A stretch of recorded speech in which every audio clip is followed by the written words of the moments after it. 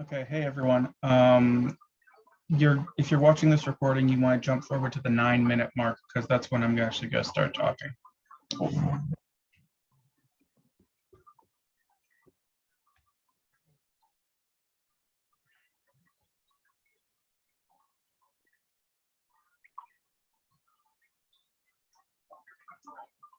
Okay, Kayla, I'll be right back.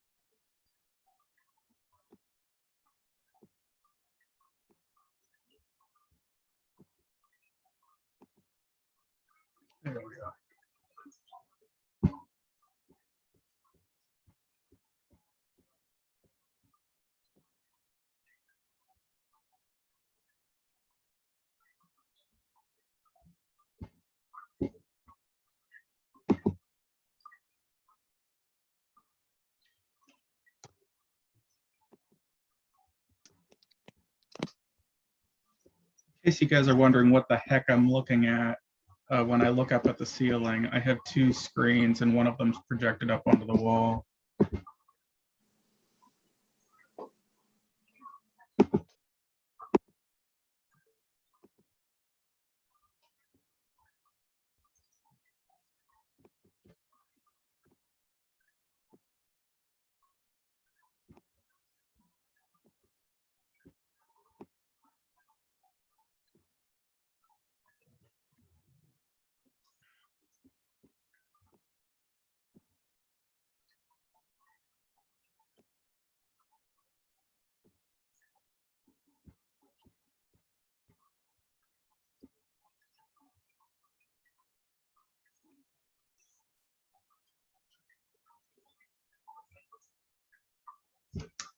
We're going to start up at 3 o'clock. So if you have to go to the bathroom or anything, it's your 2-minute notice.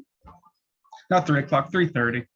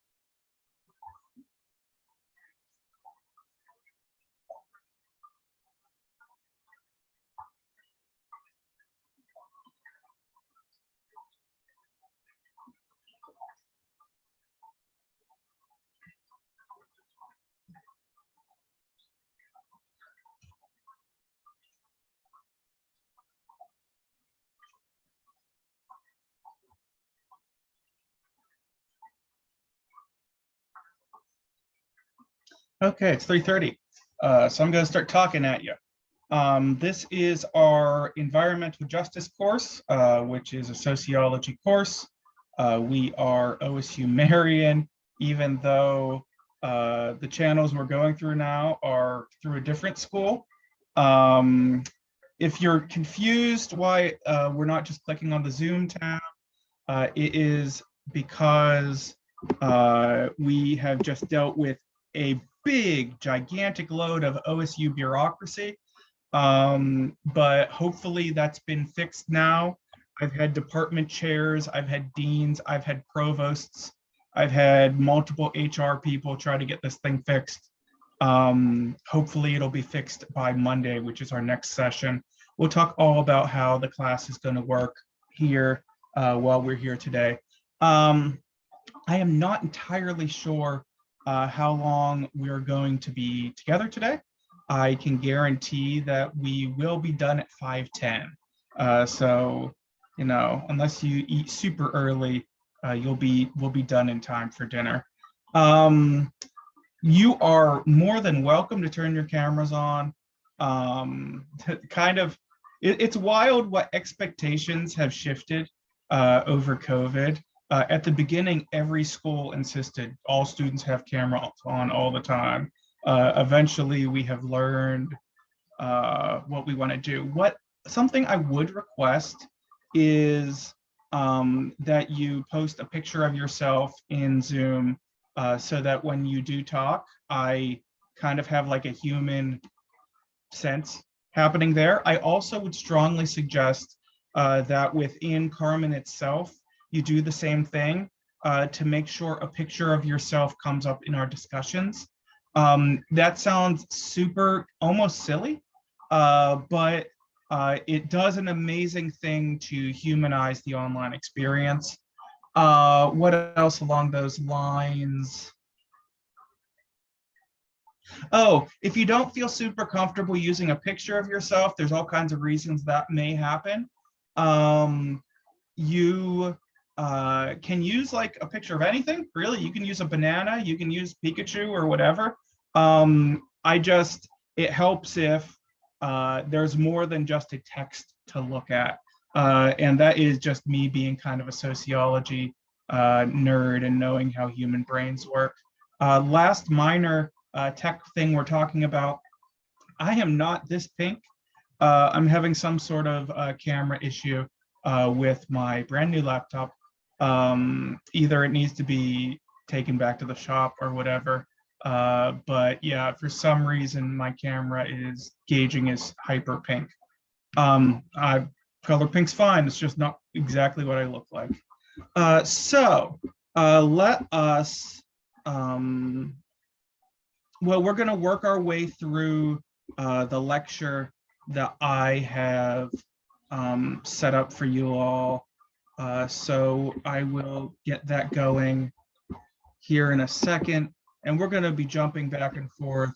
Unfortunately, we're going to have a medium degree of you watching me putz around with my screens today, just as we're getting used to things going. But let's start in on the official lecture, if we will. One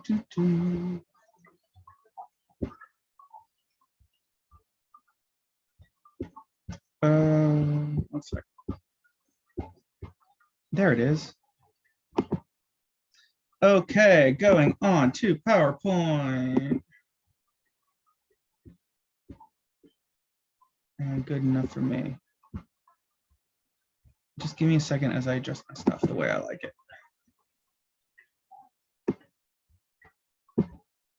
I love the look at me looking up with my glasses up at the screen. It's real charming.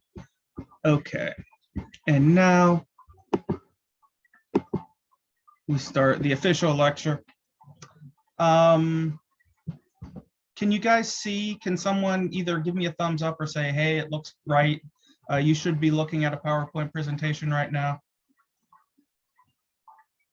Yeah, okay, Aaliyah, thank you. Oh, another minor note. It is helpful if on your names within Zoom, you put your preferred pronouns. That is helpful for everyone. Anyway, though, let's get going with this PowerPoint presentation. My name is Jeremy E. Baker. Hopefully, after today, or at worst tomorrow, my preferred email address will be baker.1124@osu.edu. I did just pull up the chats, so I am able to see that too. It's been a couple months since I've taught a full bore Zoom class. It's been since April, which really isn't that big a deal. I just forgot to start looking at the chat. Baker.1124@osu.edu is my OSU email. When you send me emails, I strongly suggest you send it from an OSU email to an OSU email.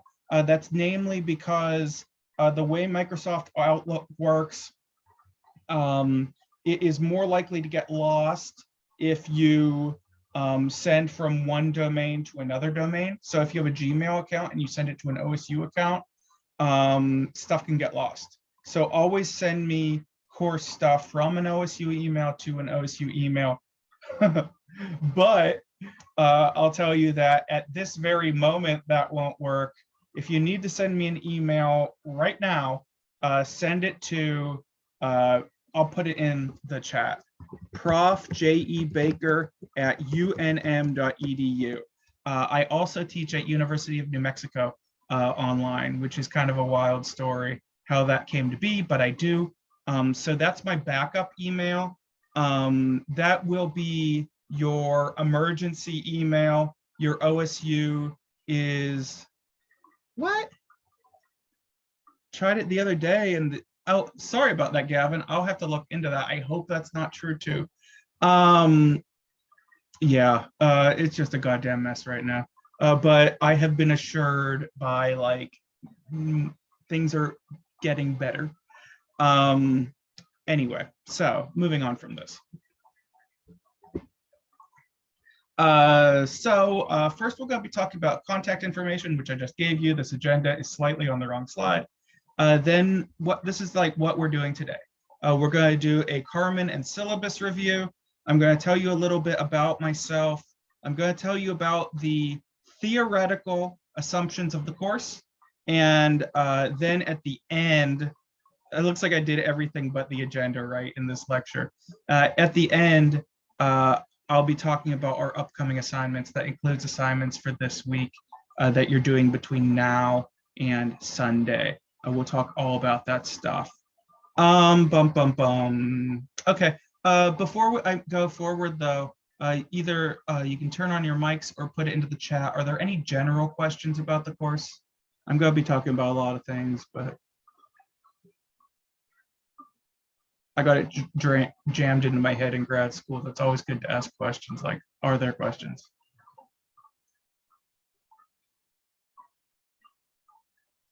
Okay. Okay, great. As of this morning, though, regarding the UNM email, I was receiving emails this morning in that email. If it's still not working, I'll send out an announcement and all that stuff. Anyway, though, moving forward. So my contact information.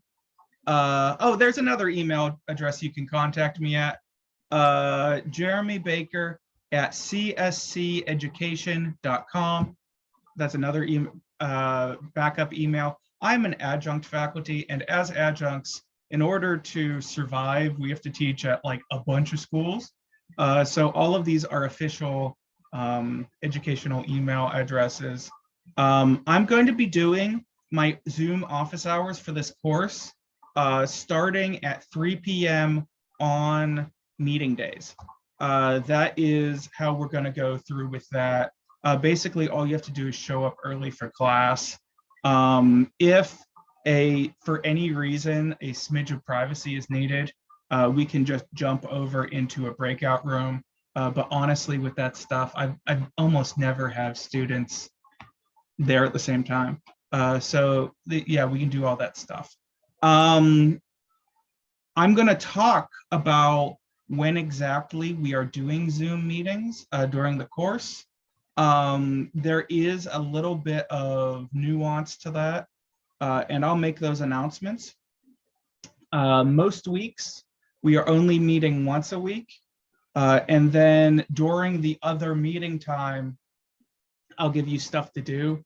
Most of that looks like watching documentaries and stuff like that, because, you know, it sucks to watch lectures via Zoom. Like, it just doesn't have that same kind of engaging thing that in the classroom does.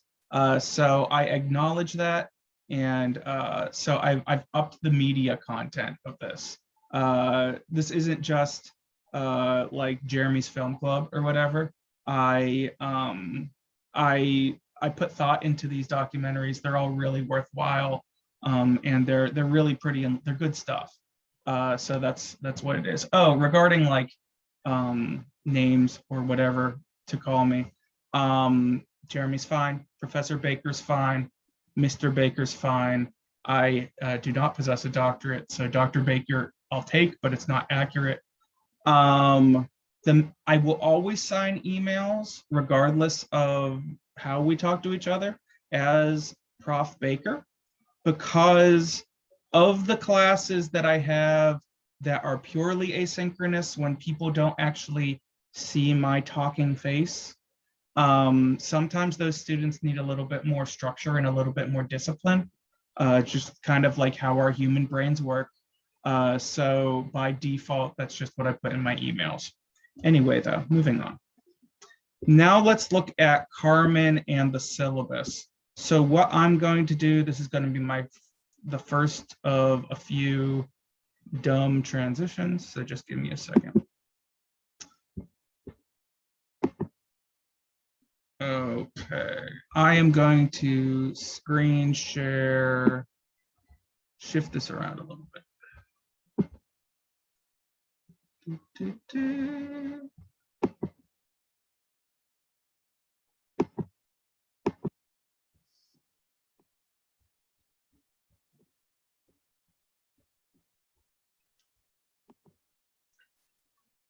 Okay.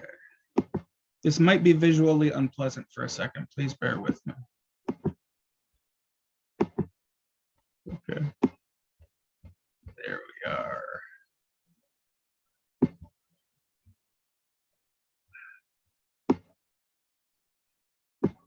Okay. I can't see the chat super duper clear right now. I can see that if there's chatter there, but I can still kind of see it. What we're looking at right now, what you should be seeing is my Carmen screen, and that's what we're looking at. So here we are seeing our home page, and I will go into student view on this. One second. Go into student view on this to show you what it looks like for you. Okay. So this is our home screen. Each week you will have a list of stuff to do. Right here, you are attending class right now. And because you can hear me, you have clicked on this link to attend our first meeting. As I mentioned, this was a kind of hodgepodgey jamming stuff together, not the way it's supposed to be kind of move, giving you this link like this. Under normal circumstances, as in next Monday, there will be a Zoom link right over here on the left-hand side of Carmen. You'll just click on that Zoom link, and I'm sure most of you have probably done Zoom classes at this point, but you'll click on the Zoom link, and that will take you directly to our meeting for the day. That's where all that stuff will be. It'll be over here. I disabled that intentionally today so that nobody got lost. So if you were searching for it, that's why. It's because I took it away. Anyway, though, you'll see here listed as EJ Lecture 1.1 Introductions.pdf. You can click on that and get all of the slides for this week. And then you will be provided with those slides, and they will become available to you in the files section as I finish them. This is the second time I've taught this class, the second summer in a row I've taught this class. As such, the class is, I know what I'm going to talk about, but usually professors aren't completely done adding stuff to the course until at least the third time they're done doing it. So I'm still building stuff. Right now, I think I'm in like week 4 in terms of ratifying and finalizing things. Anyway, though, so you can click that. The readings this week are actually somewhat embarrassingly things I've written and published in like local newspaper stuff. The reading, so you click here on Try Solar Punk, and then Apocalyptic Thinking Solves Nothing. Those are our 2 readings for the week. And the assignments that we're doing this week is the discussion assignment and the short essay about your community. All of this information is also available to you in the syllabus. The syllabus is the key document where, if it's in the syllabus, I'm considering it the law of the course, right? So if it says it in the syllabus and it says something different somewhere else, the syllabus is always right. That's just kind of like the guiding principle of the course. However, if it says something somewhere else, or I tell you something somewhere else that is greatly advantageous to you, the student, I will almost always grant that advantageous things to the student. That is part of what I consider to be instructional responsibility on my part. So can someone tell me, maybe in the chat, Do you see in your section these locked bits? Because I thought this was invisible to you. I mean, I know you see it on my screen now, but maybe in Carmen. Anyway, though, yeah, you can see them? Okay. Anyway, it's locked, though. This is intentionally done to pace you all. I have found that sometimes students have a desire to work way ahead of time. Some people think that way. Don't do that, please. It really can mess you up, especially with, and you can't do it, so I've disabled it. But these specifically, these essays that we're doing through the course, they build off of each other. And your final project for the course is going to be kind of putting together all of these pieces into what I think is a pretty neat project. It can basically become like something that you can take forward if you really want to and go do it. So don't work ahead too much. I kind of discourage working ahead in my course specifically. But if you have like a hyper good reason, last summer I had a student who was like deploying to the Air Force or whatever.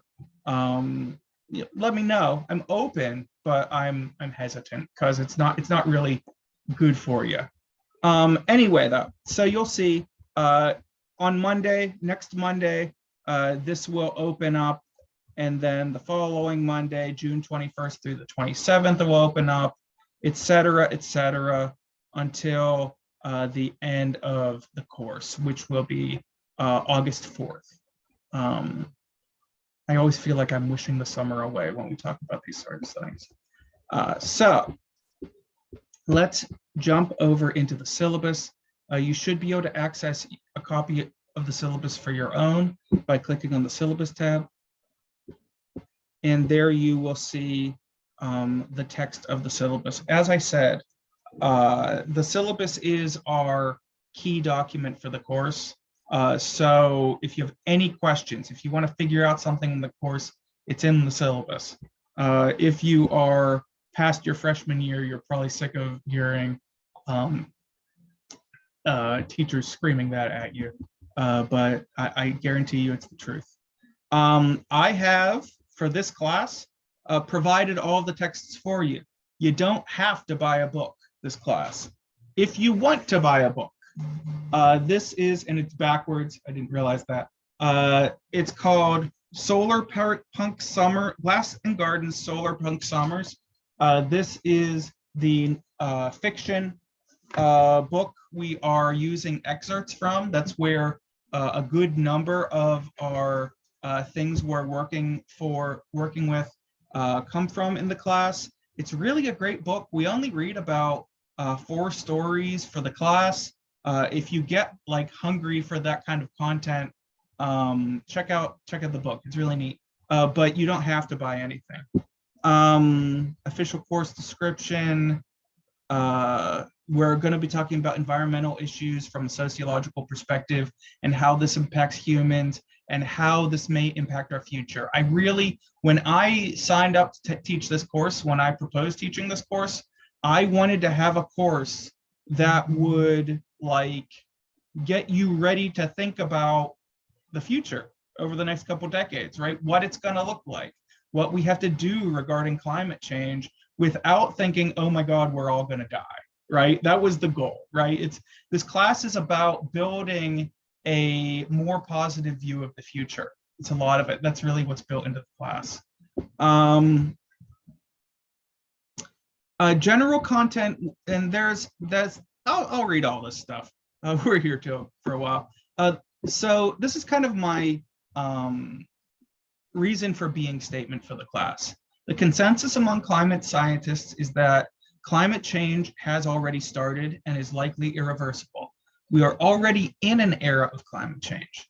For those living in this new era, it is critical to understand how human behavior has changed our climate and how we will have to change in order to survive in the new climate, and the steps that must be taken on the personal and international levels to mitigate further change.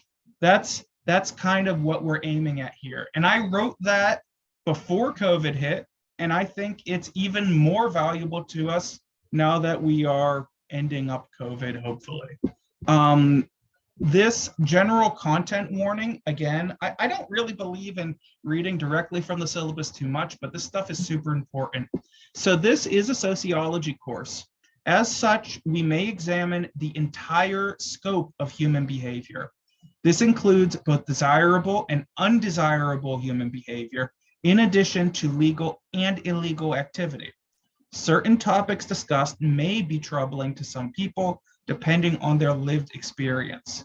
Such topics may include, but are not limited to, physical and sexual violence, various types of discrimination, hate groups and other extremist groups, the human caused and natural disasters. If you find you are unable to complete an assignment to the subject matter, please contact me as soon as possible so that a reasonable accommodation can be met. Additionally, the films and readings reviewed in this course may advocate for unsavory or illegal behaviors. This is something you'll find in this is something sociologists like to do. Your instructor's intention is to show you the range of human thought, and these readings are not intended to express the viewpoint of our professor or the university. In particular, a few readings later on in the course are basically propaganda pieces by pseudo-terrorist groups. And I want to share that with you so that we can explore those perspectives. I'm not telling you to break the law. I'm not advocating breaking the law. I want us to look at that stuff, though. That's a big thing. And also, I do, at the beginning of my lectures, work pretty hard to have detailed and responsible content warnings because, some people have seen some, really bad stuff in their lives. That doesn't mean you don't have to engage in the subject matter, but the psychological research has shown that people who have gone through traumatic events can usually deal with it a whole lot better if they're just warned about it ahead of time. That's what trigger warnings and all that stuff's all about. It's not supposed to be a political issue. It's supposed to be a, hey, we know you went through something hard. It's coming up. So what else do we have here? You can read these student learning objectives on your own. Basically, the reason this is here is to tell you why I might be doing things. Everything in this course, the way good course building goes, should fall into completing one of these 4 objectives. Student content, conduct, basically all of this is summed up in, hey, don't be an asshole, right? That's where a lot of it comes down to. And just like an in-person classroom, if you decide to start being some kind of monster, I can ask you to leave, and in a Zoom context, that can be enforced by me kicking you out. I haven't had any problems with that ever. I only ever got close to it once, and he wound up quitting the class anyway because it was a personal issues kind of thing. Anyway, though, I've found almost all students are totally awesome. Absences, try not to miss, this is intensely generous, 3 or more classes. I'd say don't miss more than 2 max. We're only really meeting live once a week for almost every week. So just try not to miss. But if you do miss, I'm not taking, and please come. I'm not taking attendance in these classes. You're not getting points for attendance. Basically, the reason why you attend is so that you can ask questions in real time and to give all of us a sense of structure and normalcy and all that stuff, even though we're taking an online class. if you miss a class, you are responsible for all of the content that we go over, right? If you miss a class, you're responsible for watching the video that I will post, okay? And I will record and post all of these videos. But there have been moments when recordings have not worked, right? So the only way to absolutely guarantee you will see the content is to log in, be here every time, because as I've learned this week and today, IT issues are monstrous and they happen. And hopefully, I don't know if you guys can see this flaring of my lens as bad as I can. I'm gonna try to fix that by Monday too. Anyway, it's really lovely. I look like whatever. So here under course texts, this is basically a bibliography for the class. If you want to hunt down this thing, if you want to include these pieces in your bibliographies for later in the class, in your papers for the course, that information's here. Rules and guidelines, please come prepared, all that stuff. I do suggest that you try to do the readings before our sessions, but just make sure you get it done during the week. And there are certain readings, that certain assignments and discussions that it's critical that you read the assignment before you actually do the discussion. I would say if you want to do a best practices kind of thing, get your readings done for the week no later than Wednesday is what I would suggest.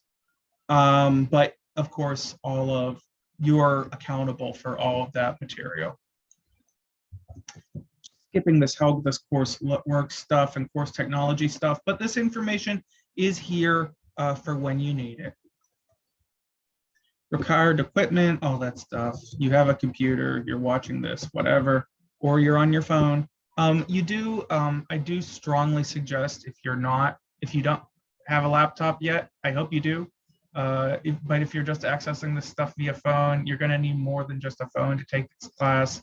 I don't think that's a problem at Ohio State, but I teach at other schools that, oh, you guys would be surprised. Okay, copyright disclaimer, mental health concerns is, it's a serious, real thing. And there is information here for you to access if you are having those sorts of problems. I think all of us who have survived COVID up to this point have gone through some sense of trauma. And I think most of us probably have at least a smidge of PTSD from what we've been through over the last year. So like, if you think you need help, go get help. And it's available to you as an OSU student. Title IX statements, basically as a human being, you have the right not to be sexually harassed or assaulted. If you find that any of that stuff happens, if you find you're uncomfortable in any given situation, please report it to the Title IX coordinator. There's a general diversity statement. That stuff is also super important.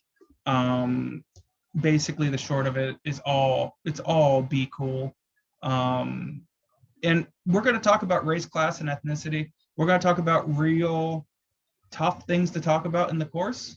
The rule I always give is it's okay to ask a question if you don't know how it works, right? So like if we're not, but if we were to study the indigenous peoples of North America and you go, hey, what should we call these people? Do we call them Native Americans? Do we call them Indians? What do we call them? That's an okay question. For reference, either one is okay. But if you know the tribe name, that's what you should call them. But that's the kind of question that's cool. Question that's not cool is an aggressive question, something like something with a racial slur, basically. Don't be a monster, basically, is what it all comes down to. And I have a highly honed sense of what is good intention and bad intention and that stuff. Just everyone, please be cool. We all want to have a cool class. Your mental health. This is a lot of this is boilerplate Ohio State stuff. There's all kinds of stuff. Anyway, get if you think you need help, get help. Anyway, course requirements. This is the stuff I actually wrote. Discussion boards. We're going to be. That's a big part of this class. You have a discussion this week, and a big part of that discussion is just introducing yourself. So you're in there's a minimum of 3 posts you have to make each week. We have our initial post, which is supposed to be a minimum of 300 words. That answers the discussion prompt that I provide for the week. Now, there have been some question over, do we really have to write 300 words this week? That's not much of a prompt. I would say, please try to get as close to 300 as you can. It's really just a long email. 300 words isn't so many words. And it's just good to get in the swing of it. I grade discussions based on 3 criteria. Did you make all 3 discussions? First of all, you get points if you make all 3. The initial post and 2 comment posts. Does it match word count? So is your initial post at least 300 words? Are your discussion post, are your comment posts at least 100 words each, right? So in total, you're going to write about 500 words a week in our discussions. And really, it's not so bad. And most people have totally fine, easy for it to go. And it's a good boost to your overall grade too. And that's why I continue to do it. And it builds community and all that stuff.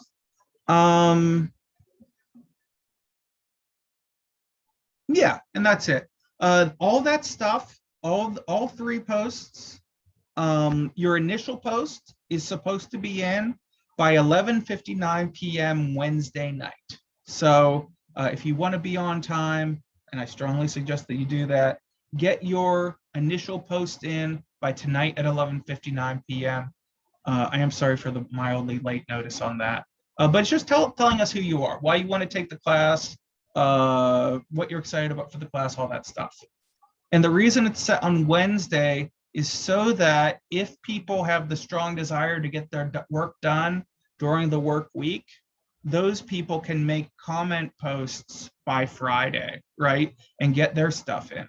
And you're entirely welcome. If you're a person that values your own time, you want to take the weekend off, you can do that in this class. And that's okay. You just have to do your work. So that's that. Short essays. Short essays will be due at 11:59 p.m. Most weeks. These papers are approximately 500 to 1,000 words. Short essays, the midterm, and the final paper will all be interrelated to one united theme. So what exactly does that mean? We'll figure it out together as we go along, and I'll show you as we go along. But you're going to be, it's going to turn into one rolling thing. The midterm paper will be due in week 4 and is approximately 1,000 to 1,500 words. A lot of writing in this class. And then the final paper will be due in week 8. This will be approximately 2,500 to 3,000 words. So I haven't done the math on that yet. I know that's less than a 10-pager. I think that's maybe around a 5-pager, if I remember right. Somewhere in that zone. Here is a breakdown of the points. The midterm paper is worth 50 points or 14% of your grade. The final paper is 100 points or 28% of your grade. Your 6 short essays, which are worth 20 points each, are total worth 33% of your grade. Those 9 discussions are worth a total of 75%, 25% of your grade. So if you do absolutely everything else, but you refuse to do the discussions, the most you can get is a C, right? So those discussions are important. It's super important. And definitely, if you aren't doing great in other parts of the class, that discussion boosts you pretty well. And there you have your grade breakdown at OSU. Are there any questions on this coursework component before I go on to talking about the schedule for the class?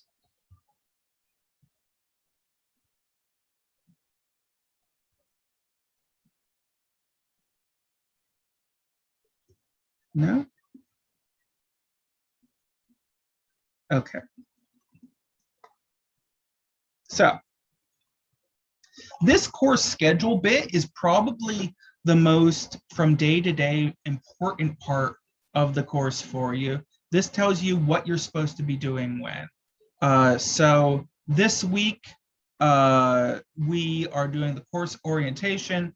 You want to read these two little short essays. These things are, I know they're less than 800 words each because that was the requirement of the newspaper I was writing them for. So like it's not really that long. Things you want to do this week. You want to download your provided readings. That's in case, and that's you're not getting points for that. That's just a serving suggestion, right? If you lose power, if you lose internet access, if Carmen goes down, which it certainly can, it's a good idea to have this stuff downloaded and on your desktop so that you can read the stuff if that stuff happens. That's just what I suggest to you. And that's not really an assignment, it's just a suggestion. Discussion 1, make your initial post by tonight at 11:59 p.m. I can give a little bit of leeway on that, but certainly try to have that up by no later than noon tomorrow, being Thursday. But just try to get it up. You'll feel better once you do. Due by Sunday at 11:59, you have to get your 2 discussion posts up. Your comment posts, right? Have all 3 of those posts up by Sunday at 11:59, and then you will have to do your first short essay on your community by 11:59 on Sunday. This on your community essay is basically, it lays the groundwork for the rest of the assignments in the course. Then you will note, and this is where we start to see the real structure of our week to week, because this first week is a little bit weird. This first week doesn't quite look like what we're doing together for the rest of the weeks. So in week 2, we are meeting just like this. We're having a Zoom meeting next Monday, this coming Monday, right? And then we are going to talk about how climate change impacts human populations. And this is the stuff that's due like that. Then on Wednesday, we are having our first film day. But an inconvenient truth is you have to pay for it. And I do not expect all of you to pay for it. I own it on my YouTube account. So I'm guessing, unless you also own the film, this link won't work for you, but it will work for me. What I'm going to do is I'm going to turn on Zoom and run the film so that you can watch it, and then take that recording and put it up if that works. I'm not completely sure it will work, but I'll put that up for you if you need it. I also will tell you that next Wednesday, I don't have childcare, and I think I have another meeting happening at the same meeting time. So I won't really be able to do all that much for you guys other than get the movie up for you. And if you haven't seen An Inconvenient Truth, aside from me making you watch it, it's really eye-opening. It's a really great documentary. It establishes, and it established in the beginning of the 2000s, our current conversations about environmentalism and what that means today. In week 3, we will be talking about DIY culture, do-it-yourself stuff, and then that is your first truly independent watch your films when you want to time. You're welcome on that day to watch it at the time of the class on that Wednesday, or you could watch it whenever you want. Just be aware that it is subject to being tied in with conversations and assignments. In week 4, we are talking about economy and technology and what industry may look like in the future. Week 5 is when we have no Monday class because we're observing Independence Day. So there is no lecture that week. There is only a film that week and assignments tied in. Week 6 is talking about food and climate change. And there is a film to go with that. King Corn, if you haven't seen the documentary King Corn, it's pretty wild. Week 7, we are talking about communities and decision-making as communities, which doesn't sound exciting, but it is. And then we have those assignments. Week 8 is when we are talking about activism and terrorism. So we have our assignments there. This wolf hunt sabotage manual is that one I pretty much had to write the disclaimer for because it definitely advocates breaking the law. And then we have some not as much documentary stuff to watch or go over in week 8, but by that time you'll probably have other things you're working on to use your time with.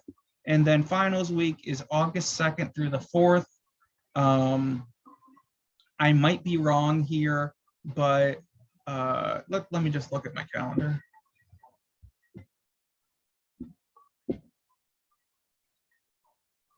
Yeah, this due date might not actually be absolutely correct. Just be aware during finals week that your due date will not be on Sunday night at 11:59. It'll be on a different night at 11:59 on finals week. And I'll hammer that down absolutely when we get to it. One thing I'm just looking at right here, the calendar function. Don't rely on the calendar function for when your due dates are, because I don't have that programmed into the system because it's just a layer of work I wasn't capable of doing for the class and getting everything ready. Your deadlines, all that date stuff, that is in the syllabus and it is on your weekly to-do list stuff. I promise that stuff's there. Now, going into another thing, if you find during the week that something's busted that I told you to do, a link isn't working, whatever, please let me know that as soon as you run across it. And if you run across it earlier enough in the week, you could save all of us a lot of problems. Every class is a collaborative effort between professor and student, and that is certainly the truth here. So let's transition over into the rest of the lecture. Let me change this stuff around. Oops, that's the week 4 lecture. Sorry about that.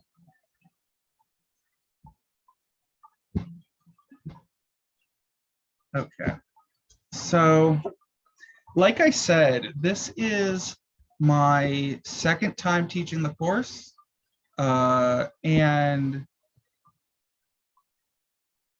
you should, let me redo the screen share.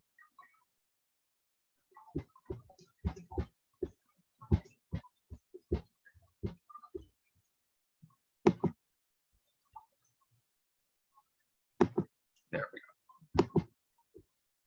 Okay, that should look right for you now.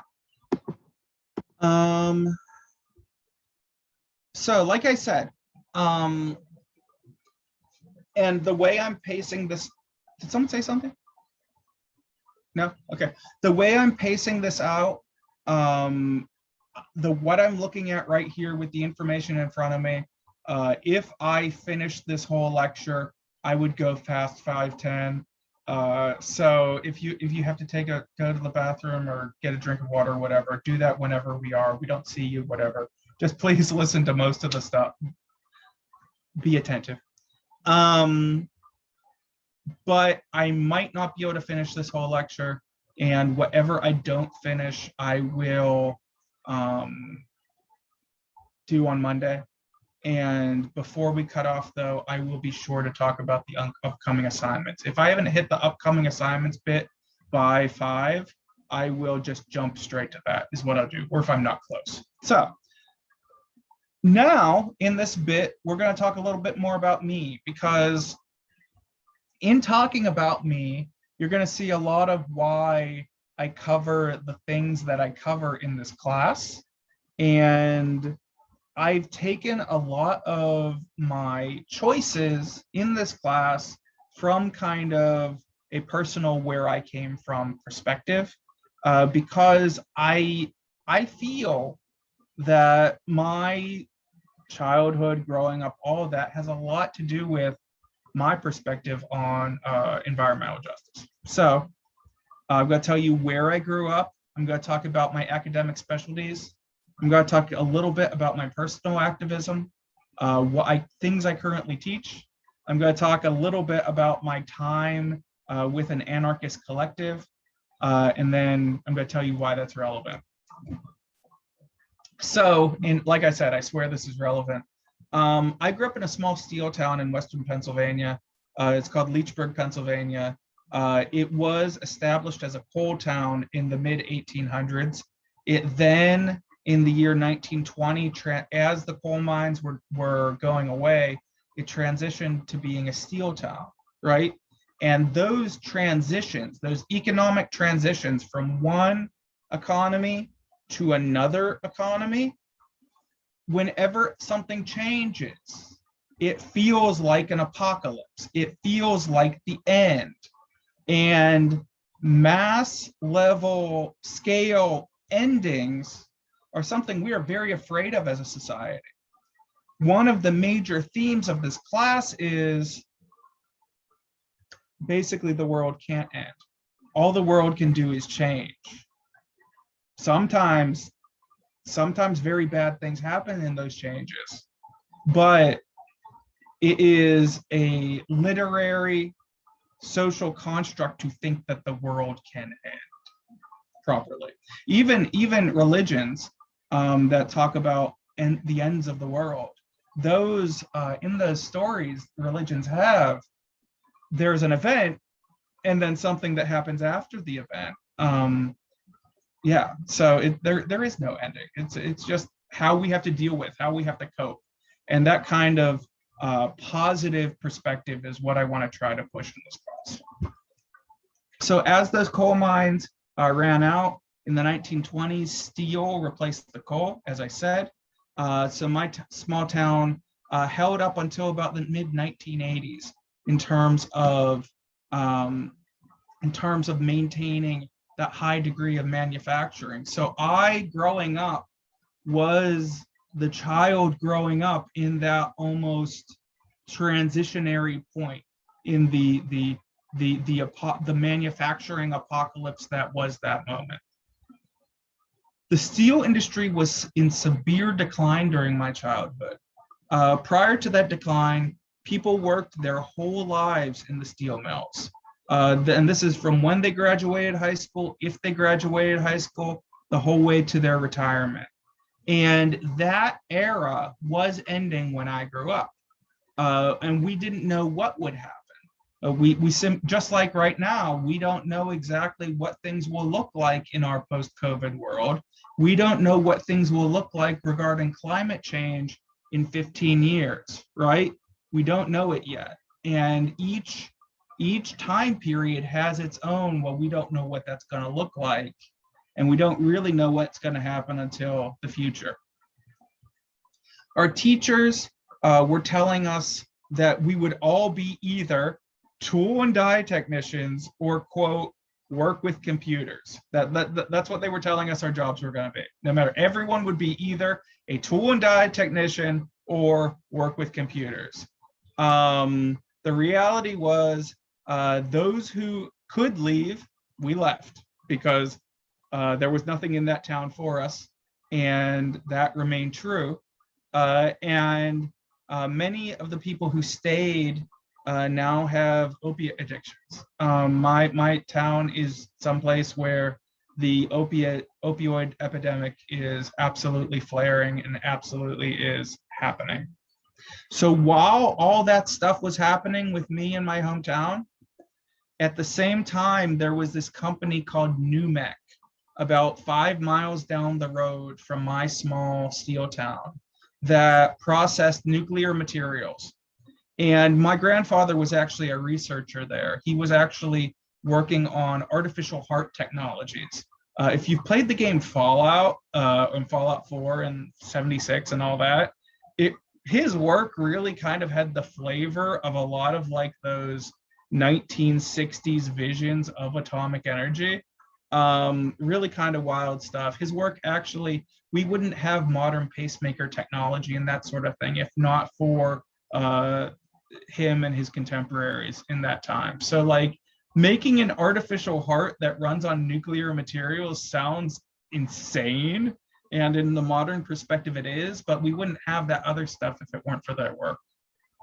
But despite the cool work my grandpa was doing, they also, over the course at that plant, lost 200 pounds of nuclear materials.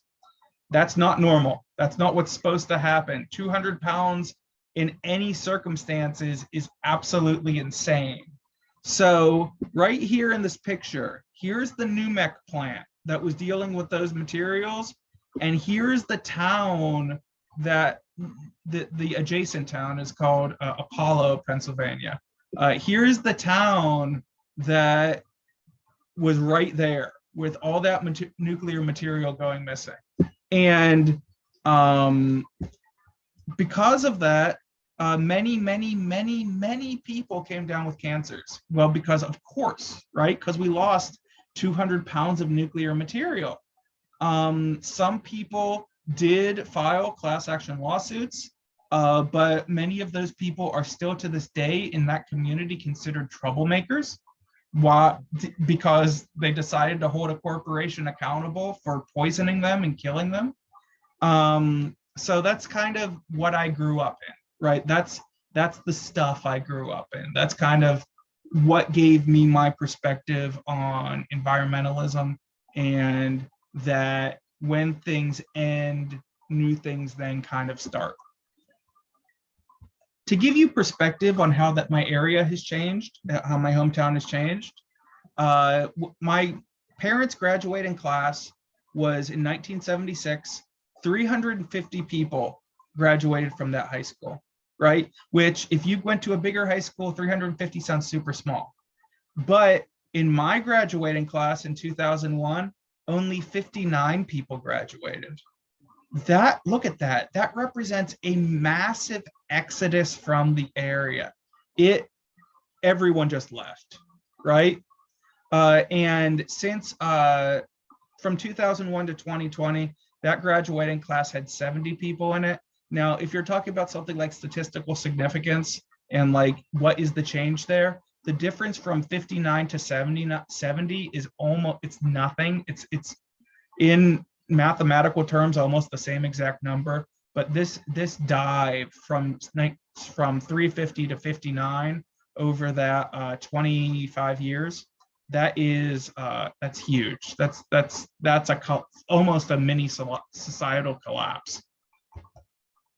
So the reason I'm telling you about all this stuff is that the end of things is often hard to look past, right? When things are ending. That climate change is happening and that it's real. That COVID is happening and that it's real. That's hard to deal with, and we have to deal with it in the moment, but it's hard to see the new thing, right? And what will the future be? Part of what I'm trying to encourage in this class is helping us to look at that thing. And it's not super usual to use fiction in a sociology class, but I think it's appropriate when we're trying to talk about the future and what things will look like. The genre that this our fiction is coming out of is a genre called solar punk. And solar punk is a genre that is rebelliously optimistic, right? It tries to view climate change not as a good thing, but something that we can deal with if we try. And that's kind of the perspective I want to bring to this. If you cling to the past, you might not thrive. And we don't live in the same world that we did in 1975. A lot of, we have to look perpetually to the future to do great new things. And yes, I absolutely have a bone to pick with corporations. Corporations turned my hometown into an unlivable radioactive waste dump and killed a lot of people that I love. So yeah, that's accurate to say, especially New Mex and those monsters there. Yeah, I have a bone to pick right there. Anyway, more about me. In graduate school, I specialized in social movements and studying social movements. That definitely has to do with what we're doing here, specifically labor unions and how unions work. I actually am a very active member in my union out in New Mexico. Even though I'm remote, I'm on that union committee there. And I think unions are super important for not just the past, but for how we move into the future. I'm also academically interested in religious subsects. So these weird people we perceive to be weird that believe things that are very different. Well, why do they believe those things? How do they believe those things? That's something I like to study. And then I am, we're here right now in this class, also very interested in environmentally caused social change. So how does climate change impact how humans behave and what we're going to do and all this stuff? Specifically, because one of the leading hypotheses to why COVID happened is that we encroached too far into the jungles, right? And there's a lot of good evidence to show that because we encroached too far into the forest, we got exposed to this wildly dangerous disease, right? It is not a wild statement to make that COVID happened because of our disrespect to the natural world. And then, so that COVID, natural disaster, sort of, but COVID also spread due to human behavior, right? And so that's one element of how sociology comes into the mix there. And then how did us humans respond to COVID, right? Why do some people still insist not to get their vaccines, even though they're free, even though they're plentiful in the United States, right? Why is that happening? How is that being? That's something that's of sociological interest. That's actually a phenomenon known as culture lag, where people are hesitant to do new things because they're suspicious of them, regardless of what it actually is. You see culture lag in people's unwillingness to get COVID shots. You saw in the 1980s culture lag of people being unwilling to wear their seatbelts in cars, right? It's a similar phenomenon. It really is. It's different, but it's similar. Let's talk a little bit more about the classes I teach. So at OSU Marion, I teach Introduction to Sociology and Environmental Justice. I haven't updated this slide. I'm also going to be teaching on main campus in the fall a Sociology of Poverty class that's going to be pretty cool if you're looking to, if you're going to transfer whatever, and really dig me. I teach at Otterbein as well. There I teach Introduction to Sociology. I teach a lot of Introduction to Sociology. I also teach a course on cultural diversity and sociology of family. That's a fun one. My sociology of family class is actually super dark. Not super big deal about it, but it's important to talk about sexual assault, so I do. At University of New Mexico, I teach Introduction to Sociology. I also teach a course on crime and public policy, largely because there are a lot of prisons in New Mexico. And if people are going to be working in prisons out in New Mexico, I want them to actually know about those social dynamics and how it happens and how people get put in prison unjustly and that whole thing. I also teach social problems, and I teach about sociological deviance. Those are courses I teach. And then the one that probably drew your eye was I also teach for an institution called the Cleveland School of Cannabis, which is super duper fun. I have taught cannabis law and policy in the past. That's not super my cup of tea, honestly, because I'm not a big fan of legal things. But the main course I teach there is cannabis history and teaching about the social dynamics surrounding marijuana and the cannabis plant. Why do we call it marijuana? Why do people get stigmatized because of marijuana? Why did we fight so hard against it in the 20th century? It's super duper important. And most of that class I have to teach about is breaking down social stigma and what we can use cannabis for beyond getting high, right? Because, and I'm actually incorporate that into this class in about week 5, I think, because that plant has an amazing capacity to be used for industrial purposes. You can make plastics out of it. You can make rope out of it. You can make cloth out of it. You can run cars with it. It's wild. And if we kind of embrace that new thing, we might be able to fix a little bit of our environmental issues too. So that's pretty fun. So activism wise, I've been doing environmental activism since 2001, which being able to do math is before at least a few of you were born. I also, from 2001 to 2004, during the second Iraq War, did a fair amount of anti-war activism as well. George W. Bush was a president I had problems with. He wasn't always this cute grandpa that did oil paintings. When I was in graduate school, I did a good amount of union organizing. I became a union organizer after graduate school. I was a paid union organizer, but I came back to teaching in 2012, namely because I wasn't a great organizer, honestly. Union organizing requires you to try to convince people of things that they might necessarily want you to do. It's super critical, super important work, but I'm not here to teach to convince you of a political perspective. That's not what my job here is. My job here is to share information with you that I have, right?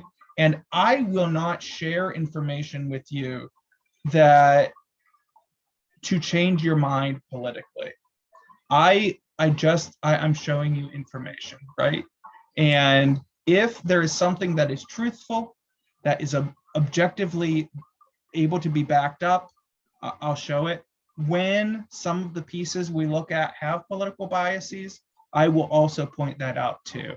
Going back to the cannabis stuff, what our books there are specifically our reading there, that book is wildly trying to convince you that there's like weed is good all the time for everything.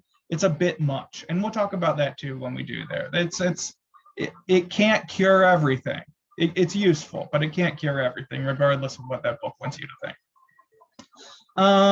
Yeah, and I helped organize a union in 2016 in New Mexico, and I might be becoming an officer in that union now soon. I'm not sure. We'll see about that. Anyway, my anarchist collective.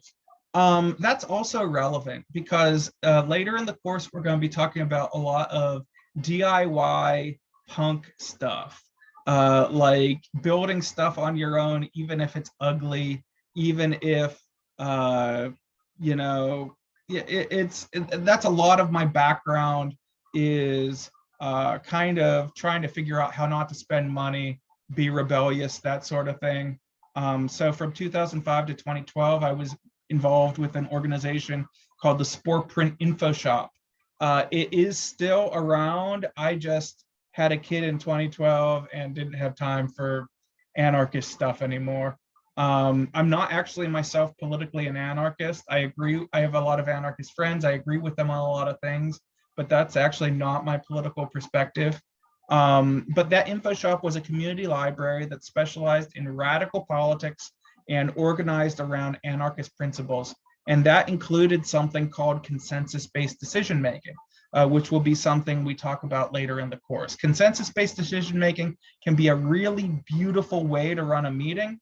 It can also be the most infuriating experience you've ever seen in your life, and we'll talk about it.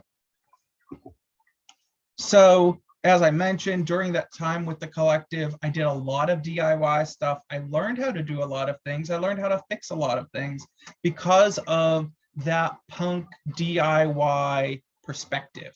And I'm going to be sharing a lot of that with you later in this course because I think it will be helpful for all of us going through the challenges that we're going to face looking at climate change.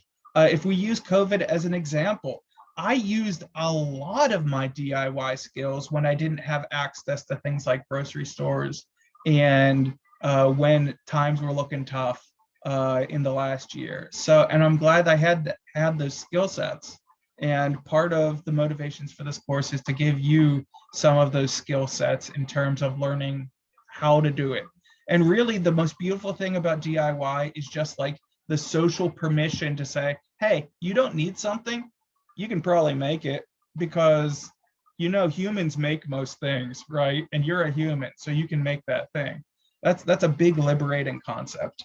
As I mentioned, I left the collective after my first child was born, and I no longer had time to fix bikes and drink beers. I just didn't have time for that anymore. Hopefully you have time to fix bikes and drink beers right now.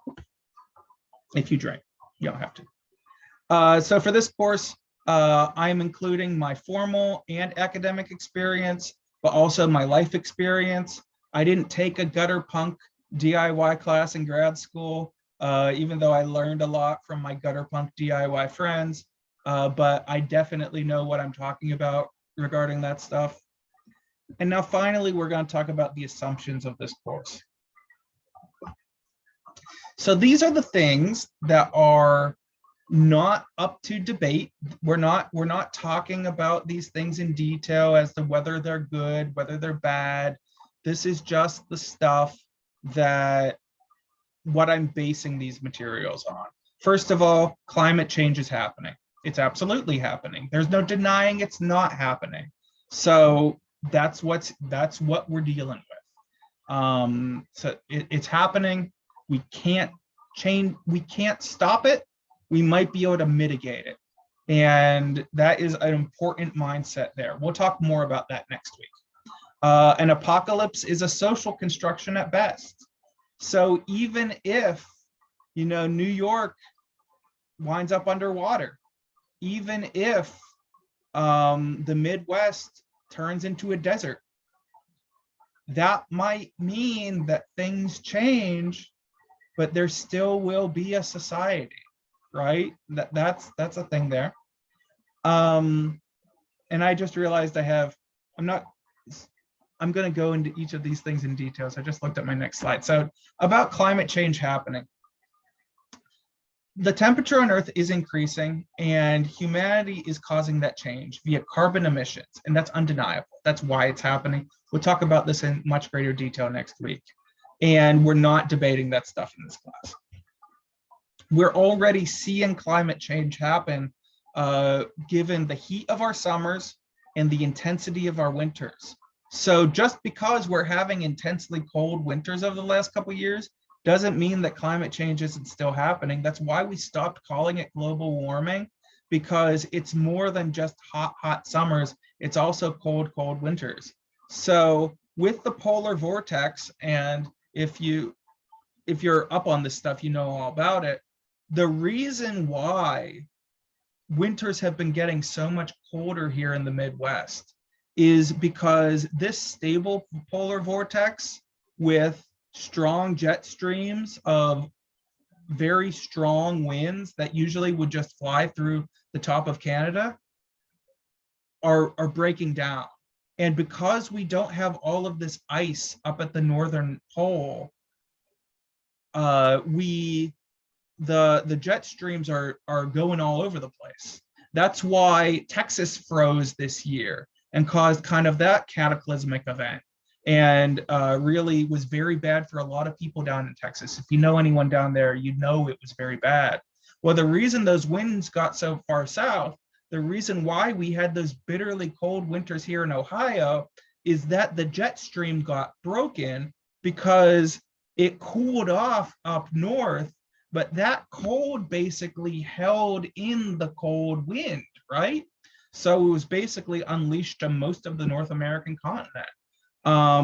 Climate change is so much more than global warming. We see indirect effects of humanity's impact on the environment. So I talked about this a little earlier. As we move deeper into the forests, we are exposed to new diseases and different species. Thus, sometimes people eat animals out of the woods because most humans eat animals. Well, if you live in a place near the woods, you're more likely to eat those animals. And those foodways that worked for people for such a long time as their indigenous folkways, their comfort food, whatever, that suddenly became dangerous to them.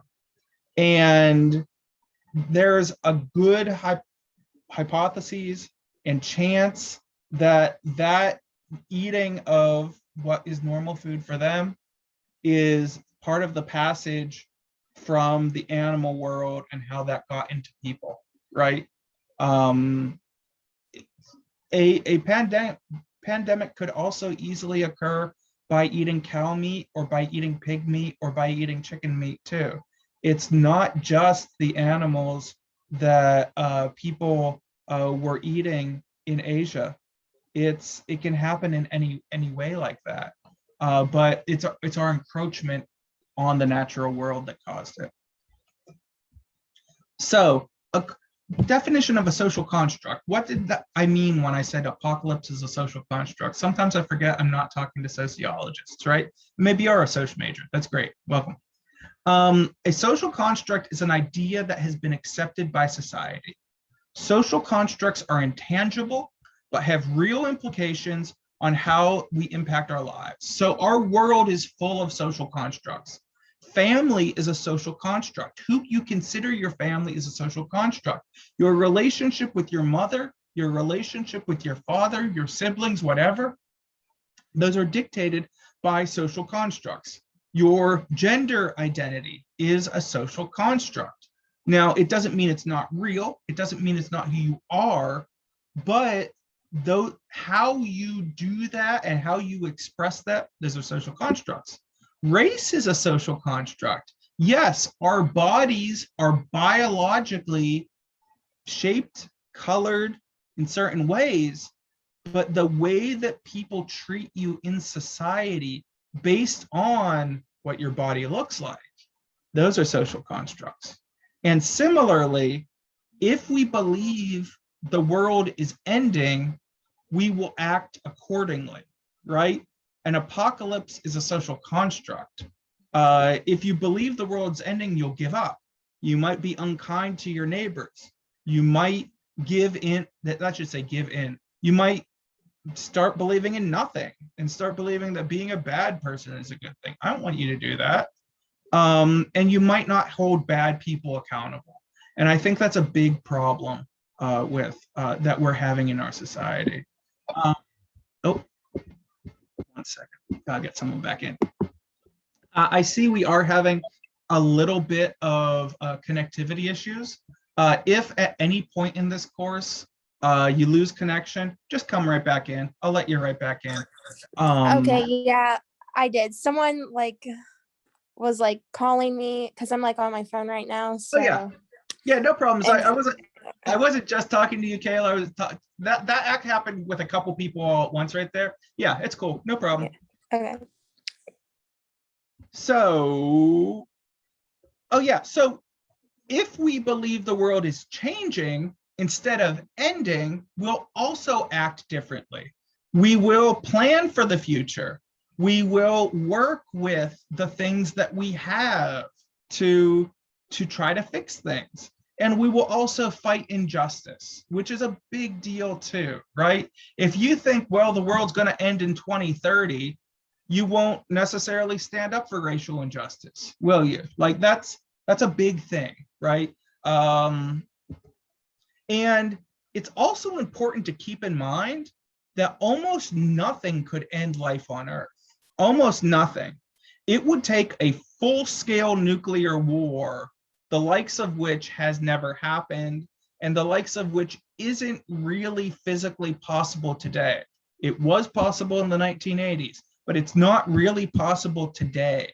And if climate change is dramatically worse than projected, maybe that could happen. But even if all of us humans were killed, some life would survive, which is kind of a hopeful thing. But that's in the 99th percentile of what that's in the 1 percentile of what's actually going to happen. We almost definitely will not kill all of the humans. It's not going to happen. There are 7.8 billion people on this planet. And I wrote out that number. To put that into perspective, 70 million people died in World War II. World War II was the deadliest event in human history over a span of 8 years. So, and just to put that in perspective, and only 70 million people died in World War II. Like, and that's 70, to just look at that, 70 million, 70, and then 6 zeros after that, right? So really not that many people, which is a horrible thing to say. But there will be people left over, right? And most of us will be left over after the big terrible thing happens. To put that in perspective, 1.7 million people, and this is slightly, I did update this. This is in the past tense because the last time I updated this was last summer. 1.7 million people could die in the US of COVID-19. There are 328 million people in the US. 1.7 could be 0.5% of the population, right? A very small number of the population. Now, this does not mean that those people who have died, and I've had family members and friends who have died, but most of us are still here, right? And we have to keep planning, we have to keep living. And to put that into perspective, just under 3,000 people died on 9/11, right? One person died when Kennedy was assassinated. And an update as of June of 2021, 5,904 people died in the US of COVID. And we are the ones that survived what could be called an apocalyptic event. We made it, right? There will be, in climate change, future events like this. And most of us will continue to making it through. Most of what this class is all about is how we're going to make it through, right? How are we going to have the tools? How are we going to have the social skills? What will that society look like? I think this is super important stuff. My point is, if you're going, what the hell are we talking about this? Any mass loss of human life is an overwhelming catastrophe. It's a terrible thing. It's an unfathomable thing. One human life lost is a hideous thing. However, the world will not end. It will change. And as survivors, it's our jobs to adapt to that change, right? To be the survivors. So let's talk a little bit more about this solar punk thing. And I am keeping my eye on the clock. This course is based off the premise that solar punk is inherently more useful than something that's called apocalypticism. What is punk? Basically, punk music started in the 1970s is a style of music that emphasizes challenging the mainstream and challenging authority. This term solar punk rebels against mainstream ideas viewing climate change as something to be dealt with and being not the end of the world, right? Because the message we get in media is, oh my God, everything's ending. Oh my God, it's going to be so terrible. Or, hey, nothing's happening at all, right? And solar punk, the reason it's called punk is because it rejects both of those concepts, which is why I think it's useful for us sociologically. But solar punk also acknowledges that some horrible things are going to happen. Solar punk embraces technology as something that can save us. I think that's also really cool, right? We talk about tech as being something dangerous, and it can be dangerous, but tech is also what's going to get us through, right? The reason why we have a vaccine is because we have some amazingly cool technology, and us humans have not done anything to this degree in terms of broad scale since World War II, right? Like that was, we haven't done something as big as the COVID-19 vaccine since we landed people on the moon because we had to do it, right? That's huge. We should be positive. There's reason for hope. Yeah, I don't know why I have it especially. Oh yeah, solar punk really likes solar panels because that's why it's called that thing.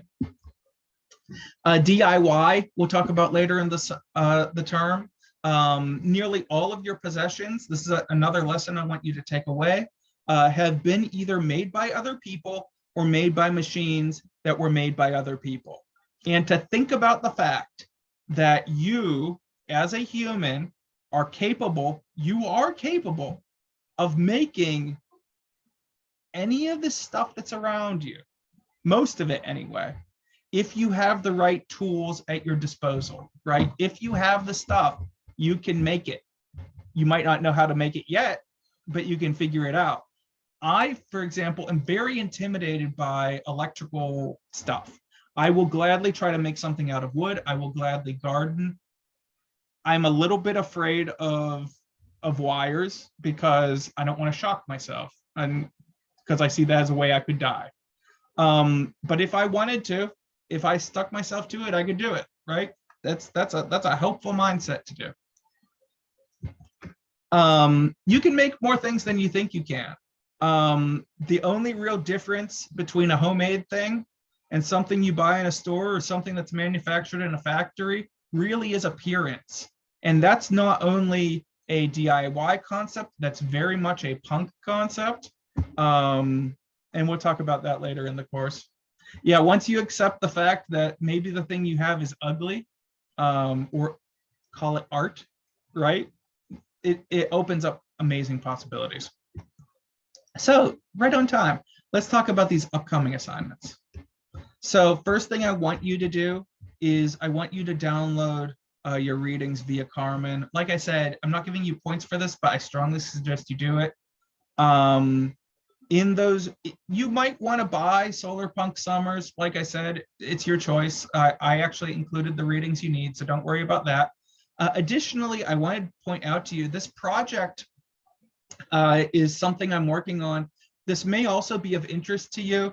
You can click on this. Well, you can put in the address ISSU, it's actually pronounced issue, but spelled weird, .com/Octopia. That's actually a project I'm working on with some other artists and all that stuff. It's a really cool publication I'm a part of. We just had our third issue come out less than a month ago. Check that stuff out. It's super duper solar punk, and it's a lot of inspiration for the stuff. I don't think I pulled any readings directly from it, but if you want to read about this kind of stuff, check it out. It's super great, and it's free. It's also free. So this week's readings are the Try Solar Punk reading and Apocalyptic Thinking Solves Nothing. These are both pieces that I wrote at the beginning of 2020. I think this Try Solar Punk one was pre-COVID, and Apocalyptic Thinking Solves Nothing, I think I wrote maybe in June, the first June of COVID. So it has a bit, put that in historic perspective. What is due tonight at 11:59, or if you need a little bit extra time by noon tomorrow, is in that introduction post. Just tell us who you are, what about the course interests you, and so that's kind of your cue. Hey, look at the syllabus and figure out what interests you, right? What do you want to learn? What do you want to get out of this course? If maybe someone mentioned something that I didn't think of, I might inject it in there. And then due on Sunday at 11:59 is your comments to your fellow students. And then we also have to talk about the short essay for this week. So, and this is just I'll just read this prompt to you and then talk about it as I see fit. So during this course, we'll be discussing ways that you may be able to help your community adapt to climate change. Our work starts in this essay that we're doing. Tell me about a group that you are a part of that you consider to be your community. There are many different kinds of communities. Your neighbors are a community. Religious organizations are a form of community. Certain fan bases can be communities. Families are also a type of community. Your workplace could be a community. Anything that you feel, in sociology, we call these in-groups. Anything you feel is us, right? That's a community. I would say don't use this class in particular because we won't be together for that long. But any group that you feel to be us is a community. So you can pick that and talk about that. There are some things that to answer in this essay. So who's in this community? How many people are in the community? How do you feel about the community? Probably pick one that you like, I guess, is what I would tell you. What's good about the community? What's bad about it? What could be fixed, right? I want you to, though, pick a community that you would be willing to talk about through the whole term, because this is basically set up, and this whole assignment is set up to help you build a project or find a way to hypothetically help your community through climate change and help your community be more environmentally friendly, more environmentally sound, and better able to adapt to problems that we're probably going to be facing in the next 20 years. So it's that kind of thing. It's that kind of vibe we're going for. And that sounds big. That sounds huge, right? But the bite we're doing this week is pick a community. Are there any questions on that?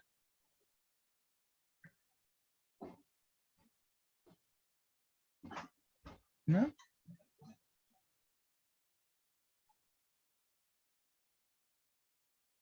Okay, cool. Well, that's the end of the stuff I have.